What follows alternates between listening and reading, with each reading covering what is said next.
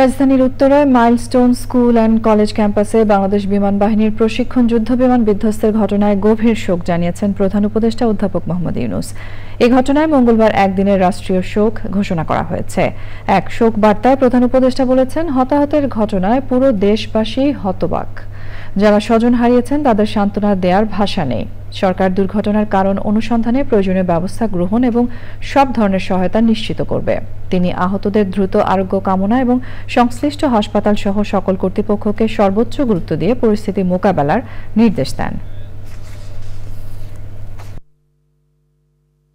Milestone school and কলেজের যে দুর্ঘটনা, প্রশিক্ষণ বিমান বিধ্বস্ত হয়ে কচি শিশুদের উপরে ঝাঁপিয়ে পড়ল, আগুনে পুড়ে মরল,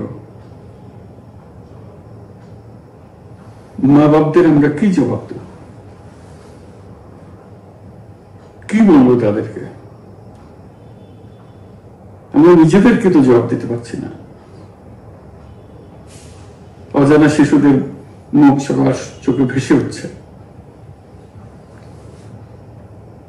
সারা জাতি হতভম্ব বা ক্রুদ্ধ।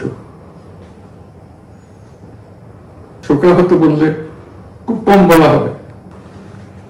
এই দুর্ঘটনার রেশ এখনো কাটেনি। এখনো লাশ আসছে হাসপাতালে,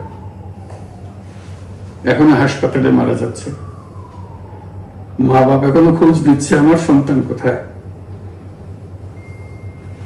তাকে আর কোনোদিন চেনা যাবে কিনা। আমরা সবাই আপনাদের সঙ্গে আছি, জাতির সমস্ত লোক আপনাদের সঙ্গে আছে। আমরা তাদের জন্য শোক দিবস ঘোষণা করেছি। আগামীকাল শোক দিবস, আমরা সবাই মিলে তাদের কথা স্মরণ করব, তাদের আত্মার শান্তি কামনা করব। আমাদের জাতির সবাইকে, যারা এই দুর্ঘটনায় বিধ্বস্ত, সবাইকে আল্লাহ শান্তি দেন।